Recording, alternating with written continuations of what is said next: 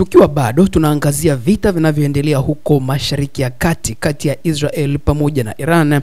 Kiongozi mkuu wa Iran Ali Khamenei ameteua viongozi watatu waandamizi wa Kiislamu ambao ni wakubwa wa dini ambao inasemekana kuwa wana uwezo wa kuchukua nafasi yake endapo atauawa katika vita dhidi ya Israeli. Kwa mujibu wa shirika la habari la New York Times limeripoti likiwanukuu wasemaji watatu wa Iran wenye uhusiano na mipango yake ya dharura ya kivita. Hatua hiyo isiyo ya kawaida inaonyesha uzito anaotambua kiongozi huyo mwenye umri wa miaka 86 kuhusu hatari iliyopo kwa sasa, huku mashambulizi ya anga ya Israeli yakiendelea kulenga mali za kijeshi na nyuklia za Iran. Khamenei ambaye sasa anafanya kazi kutoka eneo salama chini ya ardhi na anawasiliana kupitia mshauri wa karibu, pia ametaja wajumbe wa ziada kwa ajili ya nafasi muhimu za kijeshi endapo maafisa wakuu watauawa, kulingana na yaliyoripotiwa na New York Times kwa watu hao waandamizi. Mzaliwa wa Ayatollah Khamenei Mojtaba, ambaye pia ni miliki wa dini na ana uhusiano wa karibu na shirika la walinzi wa mapinduzi ya Kiislamu IRGC, ambaye aliwahi kusemekana kuwa anashikilia nafasi za juu, sio miongoni mwa viongozi hao watatu walioteuliwa, ilisema ripoti hiyo ya New York Times.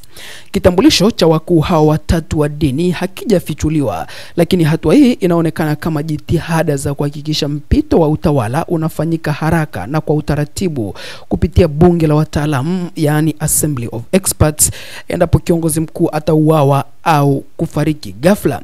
Kama ilivyokuwa imeripotiwa hapo awali na shirika la habari la Iran International, Khamenei alihamishiwa kwenda kwenye kituo cha siri chini ya ardhi katika eneo la Lavizan kaskazini mashariki mwa Tehran mara baada ya mashambulizi ya anga kuanza. Familia yake ya karibu, ikiwa ni pamoja na Mojtaba, pia wako katika kituo hicho cha siri. Uhamisho huo ulifuata tathmini za ndani kuhusu udhaifu katika ngazi za juu za uongozi wa Iran. Kulingana na ripoti tofauti zinadai kwamba Khamenei amehamishia madaraka muhimu kwa Baraza Kuu la Walinzi wa Mapinduzi ya Kiislamu kama tahadhari ya wakati wa vita, ili hatua muhimu zichukuliwe endapo kiongozi mkuu atakuwa hana uwezo. Wakati hayo yakiwa yanaendelea, Umoja wa Mataifa umeonya kwamba mgogoro kati ya Israel na Iran unaweza kuleta mzozo mpya wa wakimbizi, na imetaka pande zote kupunguza mvutano, huku mataifa hayo mawili yakiendelea kubadilishana mashambulizi tangu wiki iliyopita. Rais wa Marekani Donald Trump alisema mapema wiki hii kwamba ataamua ndani ya wiki mbili au angalau zaidi kama Marekani itaungana na kampeni ya Israel dhidi ya Iran, akiongeza kwamba ni vigumu kusukuma kusitisha mapigano au mazungumzo wakati upande mmoja unaonekana ushindi wa wazi.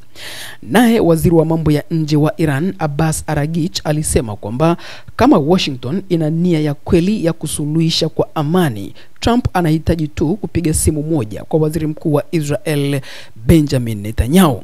Mashambulizi ya Israel yamesababisha vifo vya angalau wa Irani 430, huku majeruhi zaidi ya 3500 ni raia, kulingana na Wizara ya Afya ya Tehran, ingawa vyanzo vingine vimeripoti idadi kubwa zaidi ya vifo. Maafisa wa Israel wameripoti vifo 25 pamoja na majeruhi zaidi ya 2500. Mgogoro umeingia wiki ya pili. Israel ilizindua wimbi jipya la mashambulizi kwenye maeneo kadhaa nchini Iran, ikiwa ni pamoja na vituo vya uzalishaji wa makombora, wakati Iran ilirusha mfululizo wa makombora ambayo yaligonga mji wa bandari wa Haifa. Netanyahu amesema kwamba operation ya Rising Lion, mlolongo wa mashambulizi ya makombora dhidi ya Iran, umeharibu kwa kiasi kikubwa programu ya nyuklia ya jamhuri hiyo ya Kiislamu ya Iran. Israel inadai kuwa imepiga maeneo muhimu ya nyuklia huko katika eneo la Natanz, Isfahan, pamoja na kiwanda cha maji ya uzito cha Arak.